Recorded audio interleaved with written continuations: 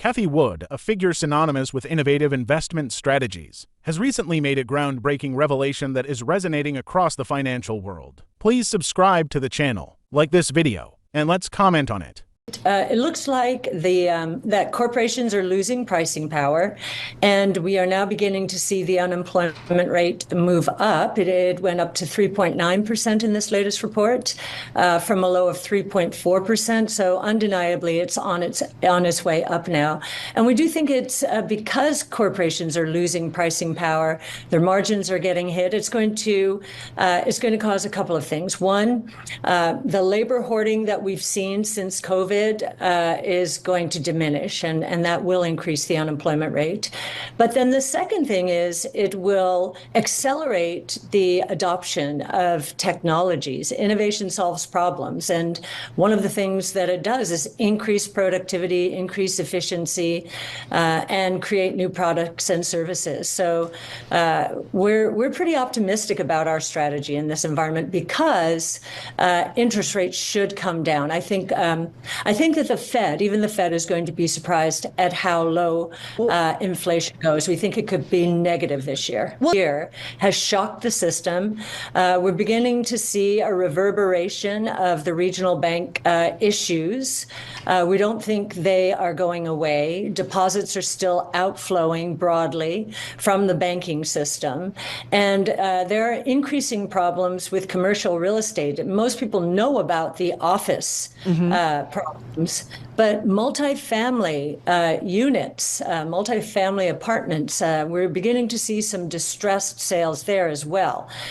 So I think that problem isn't as well understood, I think, and it's going to cause the regional banks even more problems. Anything like we were in the late 90s. I was there, and the technologies weren't ready, the costs were too high, too much capital chased too few opportunities too soon. The seeds for what is happening now were planted during the 20 years that ended in the tech and telecom bubble, and they've been germinating for 25 or 30 years. So we believe we're ready for prime time. The one place where we could see a correction, and it's just a correction, we're not calling it the end of this at all, is in the chip space. Whenever I hear the word shortage, and we started hearing about GPU shortages about this time last year, as ChatGPT was capturing the imagination of both businesses and consumers. So for about a year, we've heard that word, and now we're seeing lead times, we believe, come down for GPUs, for NVIDIA in particular, from the 8 to 11 month range to the 3 to 4 month range. So that is suggesting that there was probably a lot of double and triple ordering as the word shortage was making the rounds, and that those inventories will have to be digested. I don't hear discussed very much. And it harkens back to the early days of the internet. There was a moment when the internet was taking off, when Cisco was all the rage, and then enterprises started thinking seriously about the need to spend aggressively on this new thing called the internet and the backbone. And they paused as a lot of competition started to make the rounds. And Cisco went down 50% plus as enterprises were pausing. Now, why are enterprises likely to pause or at least go through an assessment? They have to integrate all of their data first. Proprietary data is the secret to AI's success. And they have to map out in excruciating detail their workflows internally and with suppliers and customers and so forth. And this is going to take time. So we think this movement is real, it's going to be massive, but we think there's been a little bit too much too soon. Well, she's not merely discussing a recession, she's sounding the alarm for an economic apocalypse, unprecedented in history. So, why should we take heed? Because the statistics paint a bleak picture. This is becoming so critical that we're reaching a cathartic moment, and I believe it has begun. Let's examine the numbers first. And growth peaked at 27% in 2020, a monetary expansion rate that is unsustainable in the long run. Fast forward to the present, and that growth has drastically dropped, possibly falling below 3%. This isn't just a warning sign, it's a siren call indicating that without significant changes, we are heading towards an economic slowdown that could surpass past recessions. The impending economic downturn could be worse than anything we've ever witnessed. What does this mean for us? Are we facing a historical recurrence, or is this the beginning of an unparalleled economic shift? We will dissect Cathie Wood's warning, analyze the numbers, and explore the implications for investors, policymakers, and ordinary individuals like you and me in the days ahead. Now, let's delve into the warning signs Cathie Wood has identified. She isn't just talking about typical recessions, she's pointing to something potentially far more daunting.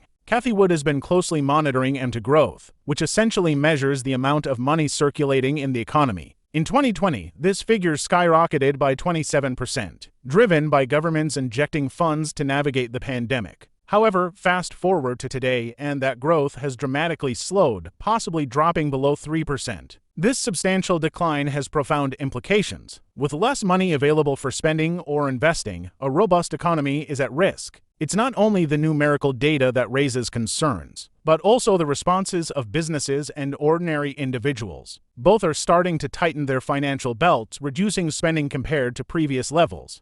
Ago when it was $5, now it's roughly $800. We wrote it most of the way up, but I'll tell you what we did. And this is, as a portfolio manager, it's not one action, but what it causes in terms of another action. Last year, we sold in the flagship NVIDIA and put it into Coinbase. Coinbase, I believe, is up at least as much as NVIDIA. And it is much less well understood. The whole crypto movement, the crypto asset movement, Bitcoin as a new asset class and so forth, is not well understood or completely accepted out there. So we prefer to go where others are not traveling as much. And, as we were moving out of NVIDIA, we were saying, okay, regulators are trying to crush Coinbase here, and we were buying it on every dip. NVIDIA happened to be one of the sources for that purchase. So it's not just what we do on the sell side, it is what we do on the buy side that you have to look at. And yes, we do hold it in the more specialized funds, but we've been taking profits there as well for reasons I just described. We're attempting to save more as a precaution in case things become challenging. This shift in sentiment is significant, indicating a wavering confidence in the economy. When individuals and businesses become apprehensive and start curbing spending, it can exacerbate the situation, creating a self-fulfilling prophecy. Cathie has also highlighted an unusual aspect of the money supply, typically expected to grow over time. However, for the first time in a while, we're witnessing it shrink from one month to the next. This departure from the norm is not favorable for economic growth. Then there's the Federal Reserve, the entity responsible for us monetary policy. Cathie Wood suggests they might be making a substantial error in managing inflation by tightening the money supply and raising interest rates. It's akin to forcefully slamming on the brakes to slow down a car. If done too abruptly, it might lead to a crash. She's concerned that we're on a path that could result in more economic pain than necessary. Reflecting on the past, the Fed has previously grappled with inflation, especially in the 20th century. However, the present situation is distinct, and the economy is more delicate. What worked in the past might not be as effective now, and the stakes are high. In essence, Cathie Wood is asserting that we're not merely facing a typical downturn or economic adjustment. Rather than a typical recession, we are potentially on the brink of something much more substantial, an upheaval that could profoundly impact the core of the economy. The current trajectory, with finances tightening and heightened caution across the board, serves as a warning that demands our attention. Now, let's delve into the role of technology in this scenario. You might wonder how technology relates to economic downturns and financial matters. Well, it turns out, it's quite significant. Cathie Wood and her team at ARK Invest emphasize how innovation and technology are shaping our future. While technology is thriving and revolutionizing various aspects, it's also causing disruptions in traditional economic models. Consider the growth rate of the tech industry in recent years, witnessing double-digit growth in multiple tech sectors. This isn't merely impressive, it's transformative. However, substantial growth brings about significant changes, and not all sectors or workers can keep pace. This mismatch contributes to the economic stir.